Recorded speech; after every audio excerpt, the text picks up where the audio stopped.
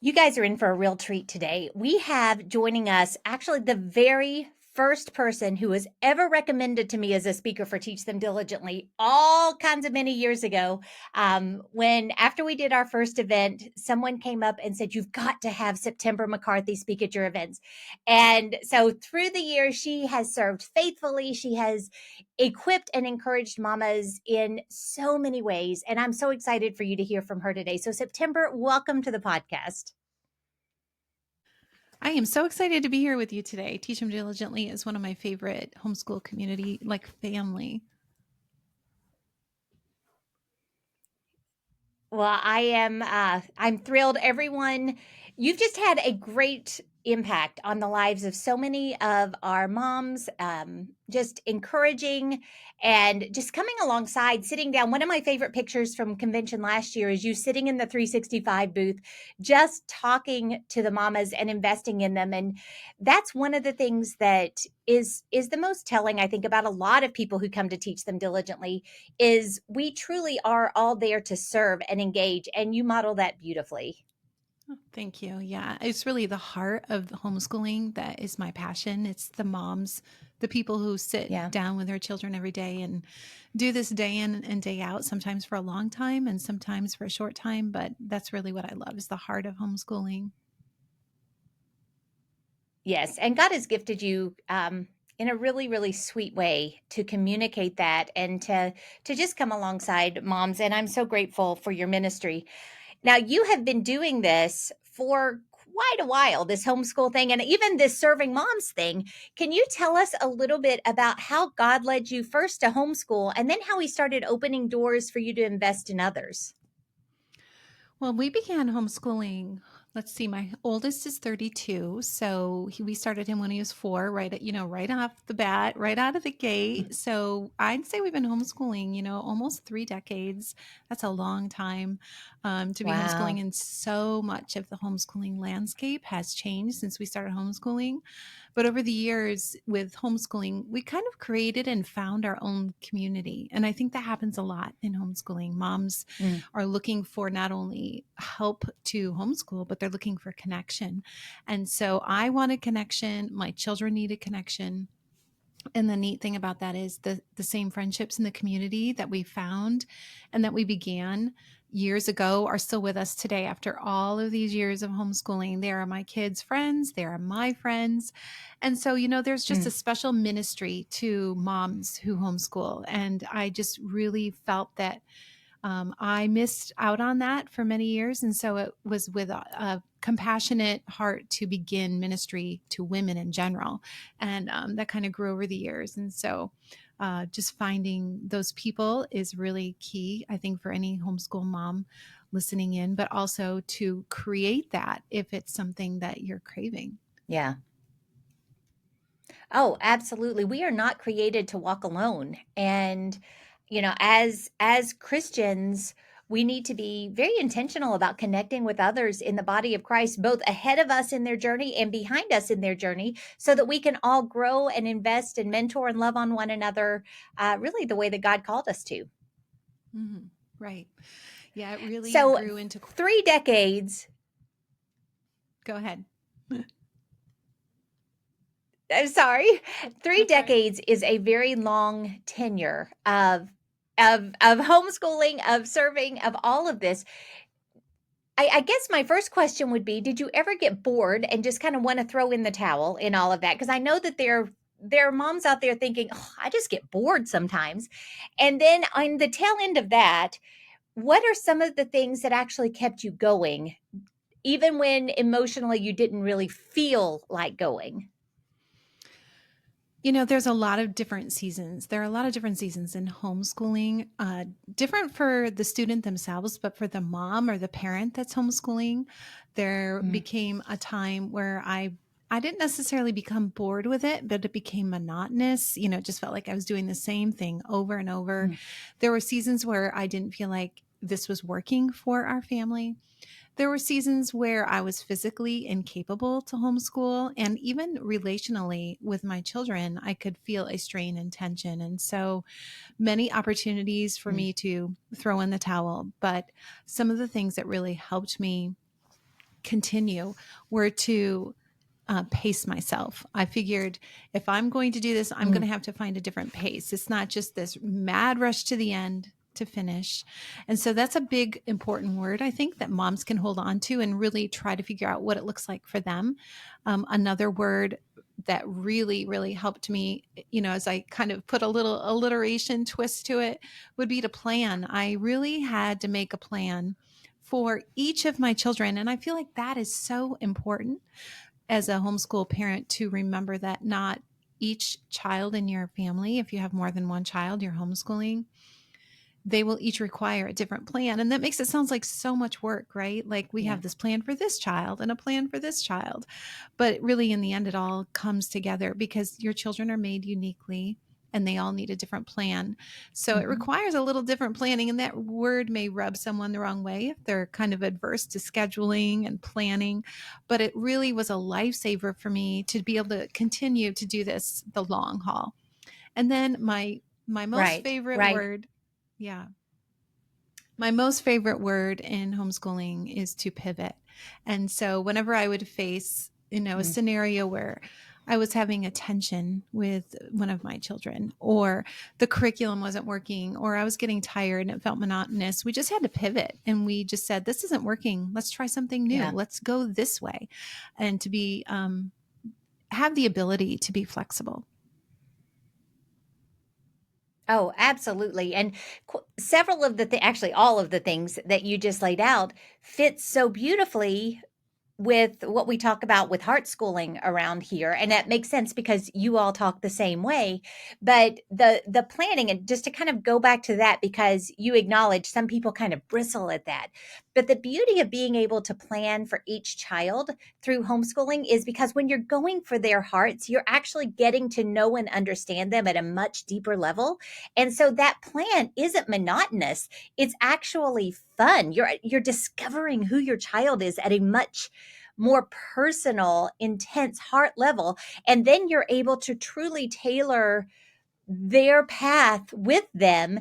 And it just relationally, that is a huge bonding time that removes so much friction. And then, like you noted, that pivot when you find that something isn't working, or when there's a wedge developing there, you always keep your mission in mind. You always their heart, losing that relationship is not worth staying the course on a math curriculum that is causing such friction because you're in a constant struggle with them. So just keeping those things in mind, keeping a focus on the heart and why God has called you to do this in the first place, actually gives so much context for a lot of what you said.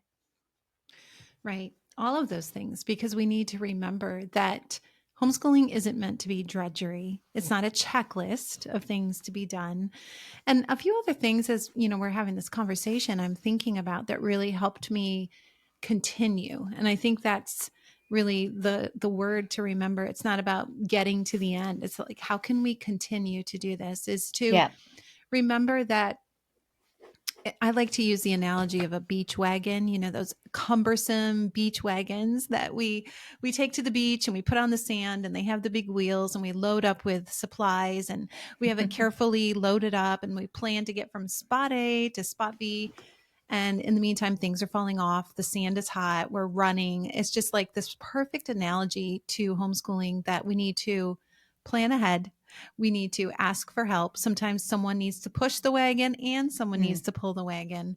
And some people have to yep. carry things for us. You can't put everything in that wagon. And I just think of my hot feet on the sand, how I'm trying to run across to the spot where we're going to set everything up, and everything falls off in the meantime. And that's how homeschooling Mm. is. You have to have help. Someone may have to push and pull, someone may have to help carry things for you, and you can't rush this. Yeah. Well, and God even uses those spills. God uses those Mhm. times when everything falls off the wagon. And whether you respond correctly, which you probably will some, or you respond incorrectly, which if you're like me, you probably will a lot, God still can use that in your life and in your children's lives as together you discuss even the reactions and everything else, how God is in control of things, how you're able to grow together, and that discipleship, that natural overflow of what God's doing in your life that spills into these daily situations, the good, the bad, the ugly. Those are opportunities that so often we don't notice as opportunities when we're not really keyed into the real reason of what we're doing. Right. Yes, 100% agree. So you all have had some real ups and downs, honestly, in your journey. Again, I as I was thinking about, people who are listening in, I know that there are a lot of people who have had a lot of struggles, and a lot of people who face things and they're like, I just can't, this is the end for this little season because I can't go on any farther. You guys have, the Lord has chosen to let you walk through some difficult times. How have you found through those challenges, those difficult times, that God has kept you on course to help you continue, as you so beautifully put it earlier? Hmm. Yeah, that's a great question. I think that sometimes we think of homeschooling as this isolated purpose in our day, and that's all we do. And we forget that other people, homeschoolers, are experiencing life at the same time that they're homeschooling. Mm, And so, do you decide to focus on what's going on in your life primarily, and then homeschooling stops? Or can you do those things simultaneously? And then, how do you do that? And, over the years, I just thinking back just a handful of things, but going back to the relational thing, I had a few of my own children who super, super strong leaders, very independent, um, entrepreneurial spirit. And our relationship was suffering through our homeschooling journey. And so we got through yeah. that by having another friend homeschool my children. Now, that 30 years ago was taboo. Like when you were a homeschooler 30 years ago, or even 20 years ago, you were the primary teacher. So me asking for help was a, big thing in our community. But we did that and we made it through. And that student Mm, graduated, that child graduated very successfully. But that was just like a very small example of something in our homeschool environment that I had to pivot and change. But, along comes yeah. very significant health challenges. My husband had cancer. I was in bed for a year with complete adrenal crash. And there are a lot of things that came our way like that. My husband is self employed. We're a one income family. So we were working really hard to make this work for our family. Mm, Sometimes it's the outside voices that can really make you wonder, is this the right thing to do? Um, but in our hearts, right. we knew this is what we wanted for our family and for our children. And so, in the middle of all of these situations, I rallied the forces. I found my community to help us through. And our children learned more about their faith in Jesus and Mm, how their parents work as a team, what a family looks like when everyone takes a different role. They learned a whole lot more than, their multiplication facts and world geography. They learned those things too. But some of those yeah. things were learned from my bed when I was sick. And this isn't to say that those who are going through hard times shouldn't make a different decision for their family, but for our family, those were the most growing, strengthening times of homeschooling. And we're still homeschooling today. I have 3 left to graduate, and we're still doing this. Yeah, it's amazing how God uses all of our circumstances, because He is sovereign over all of our circumstances. And like you noted, if you are a family who is going through difficulties and you believe that God is leading you to make a different choice right now, that doesn't stop your discipleship opportunities for God to use these circumstances for His Mm, glory and for the good of your children. So I encourage you to still put those things in place, still have those conversations, help them understand as much as you're growing and learning and seeing what God is doing, help them to see that too, because you are giving them stones on which to build a foundation of their own faith, as they see God working within your family. And those times are precious and valuable. mm. Yes, amen. Um, so, kind of, no, go ahead. No, that's okay. We have a little lag, so I'll let you go. No, I exactly. We'll edit all that out. Um, so You have noted that you've been doing this for a long time. You've had several children who have graduated. We have a lot who are kind of nearing that. I would say finish line, and it is of one part of your journey, but I've learned over the last several years as all but one of mine have graduated, that is not the finish line. I am busier as a mom in some ways now that they're off and married than I was when I was in control of their schedules. So this end of this homeschooling part of the journey, what are some of the things that for your family was really important to you that by the time that they got to this graduation step, this time to move and launch into this next part of their journey, what were some of the things that you really wanted to instill in your kids and in your family culture to prepare you for the next season of your life? Now, excuse me. Now, as a mom to 7 adult children, married, with grandchildren, my children, I see this question so much differently than I probably would have answered this or talked Hmm. about maybe 10 years ago. Like when my children were getting ready to graduate, I knew what they needed to have to move to the next step of maybe academia or a job. But this question now means so much more because I've been there, I've done that. People say that, but this like reality is we are raising the next generation of people. And Hmm. it's really important for us as parents to remember we're raising a whole person. We're raising adults. We're not just raising a child that needs a degree. We're not just raising a child that may have to be getting a good job. It's the whole person. It's their moral compass. It's their self Hmm. motivation. It's their job skills. It's their life skills. It's all of those things in addition to, you know, 3 history credits and 4 science credits and 5 English credits. It's more than just that, which could be overwhelming to someone listening that's coming into this season of preparation. But if you're doing the work at home of allowing them to take on responsibilities and teaching them how to model leadership, putting them into roles where they have to practice that before they leave home, those are very formative things. And yes, our life does get busier. As you said, Leslie, when they graduate, my life is so busy right now. And I wouldn't change it for the Hmm. world because we're still discipling, even when we have adult children. Yeah. But the thing about it is, it's one of my favorite seasons because I can see all of those stones that we talk about bearing fruit. They're laying foundation for their own life now, and they're perfecting their faith. Hmm. But we gave them something more to stand on than just, you know, homeschooling. Right. Right. Well, and by particularly those who are listening to this podcast, your podcast, they're understanding the importance of discipleship in homeschooling and the opportunities that parents have. And one of the greatest things that we're building through these years of homeschooling and investing in them, sure, academically, but investing in their hearts, investing in their lives, is we are building deep relationships with them that by God's grace will stand, and we will continue to have a platform to speak into their lives and continue it changes, it looks different, as they launch out, they get married and start their own families, it looks different.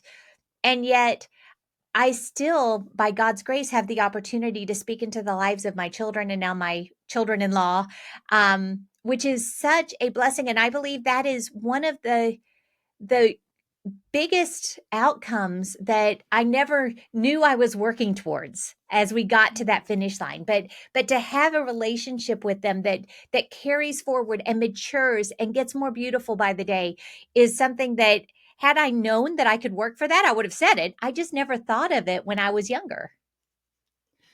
Right. Amen. I am the same. I did not know that this beautiful relationship was coming. Now I would tell moms, Hmm. invest into the relationship, invest into it now, because it is a beautiful thing when you're living in it post graduation.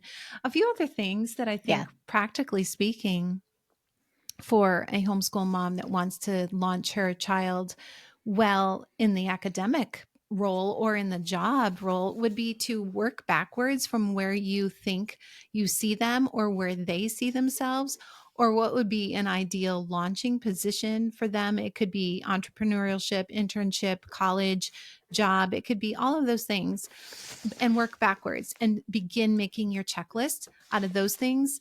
And then once you have that list, it could be, a job at the hospital, or it could be so many credits interning somewhere, or this English and this college course, whatever it is for you.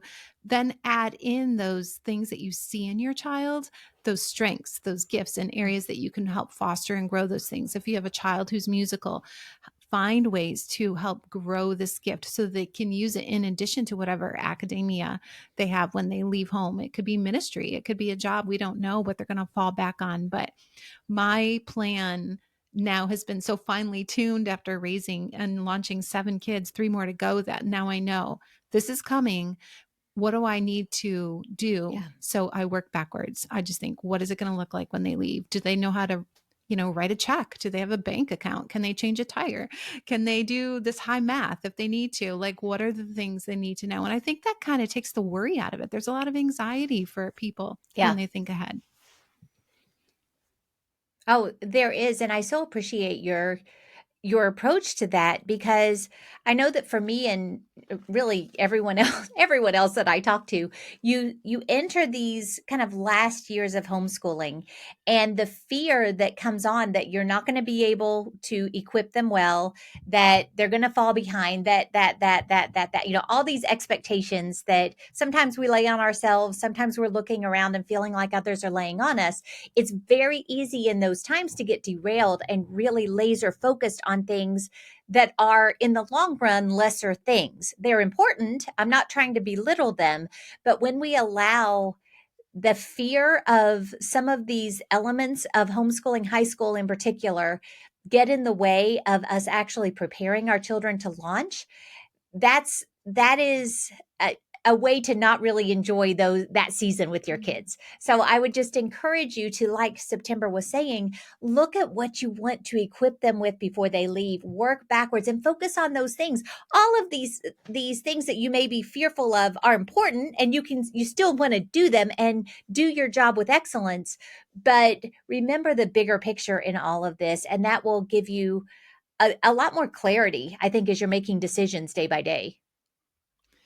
I agree. I mean, we all want to raise responsible, hardworking, smart children that grow into adults, but really, we really want all those things, but we want a child with good character too. And so I think sometimes because of fear or worry kind of narrows our vision into the checklist that the world can put before us. And also remember, and this is a really big lesson that I learned: just because I think my child may or should do XYZ does not mean that's what God wants for my child.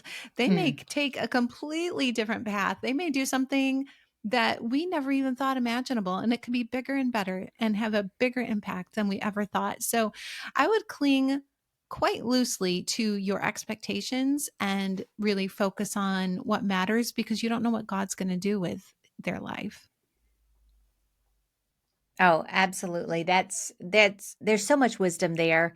Um and really just so much hope, because I have found through the years that as my kids have grown up and I've been able to see what God wants to do with their lives, it's so much cooler and better than what I would have written. It is, I don't have as good of imagination as God does. So trusting him with those details in our kids' lives, trusting his plan and his love for them, there's such freedom in that for us as moms, such hope in there for us as moms, but also God grows our faith so much as we just walk in obedience day by day and do the next thing to prepare them to do whatever God calls them to do in the days ahead. Mhm.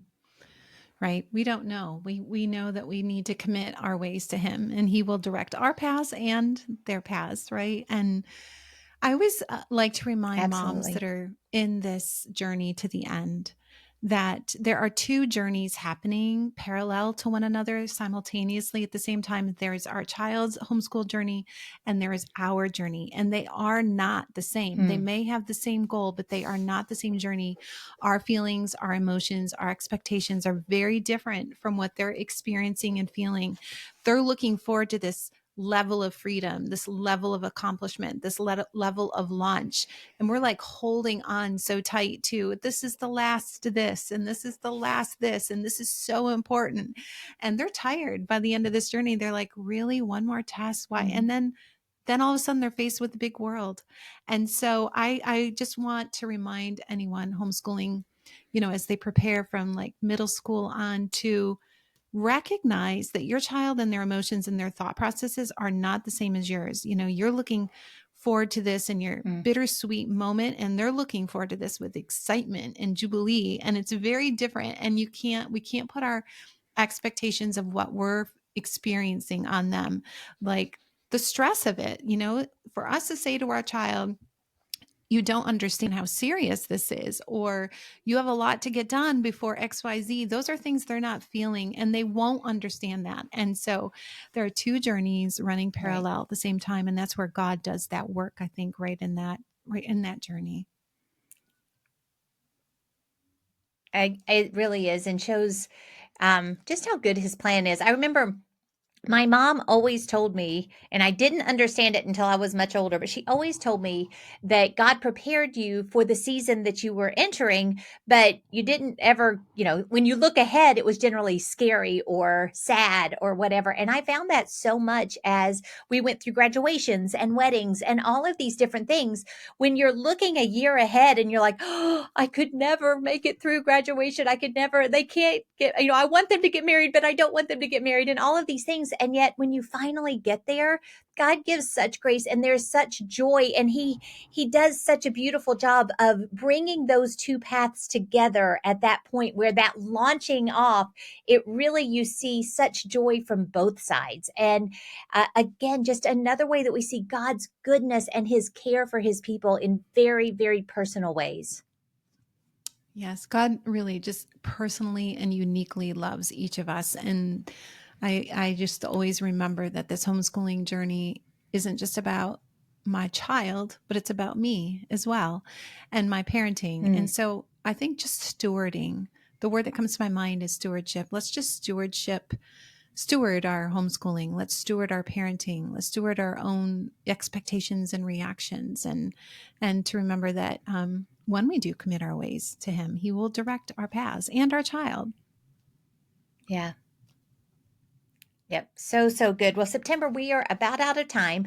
Before we go, though, would you tell everyone how they can connect with you, where they can find you, and then kind of where you'll be this spring? So on the web, you can find me at septembermccarthy.net, and then on Instagram, September and Co Shop. And so that's my shop where we have resources for homeschooling families and moms and discipleship resources we sell. And then also this spring, I'm going to be at Teach 'em Diligently in Ohio and in Pigeon Forge. And I'm really excited about being at both of Yay. those locations. Some of my favorite community is Teach 'em Diligently. And I will be there with my new book, Hope for Your Homeschool, through Moody Publishers. I'll have that there this year. So I'm really excited about that. And that is sold anywhere books are sold. Hope for Your Homeschool.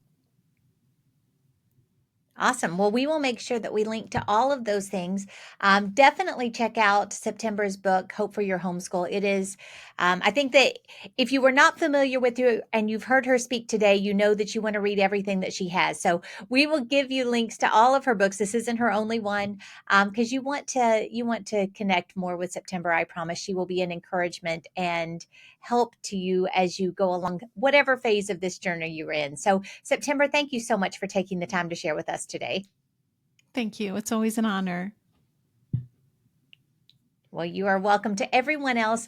I'm so glad that you hung out with us today. I'm sure that this has been an encouragement to you. I hope that you've been able to really get some nuggets of wisdom from September, just about how to continue, how to joyfully continue down this path that God has called you to have a bigger view of what God is doing, so that when you get to that launch point, you and your children will be ready for going into just another amazing season of life together. So check out the links in our show notes. Connect with September. Get her books. Newest one being Hope for Your Homeschool. And then make sure that you get your tickets to see her at Teach Them Diligently. You will be so glad that you did. So I'll link how to get tickets for Teach Them Diligently. Again, we'll be in Dayton, Ohio, Pigeon Forge, Tennessee, Branson, Missouri, and we may have another surprise up our sleeve for you too. So have a great rest of your day, and I look forward to talking to you again real soon.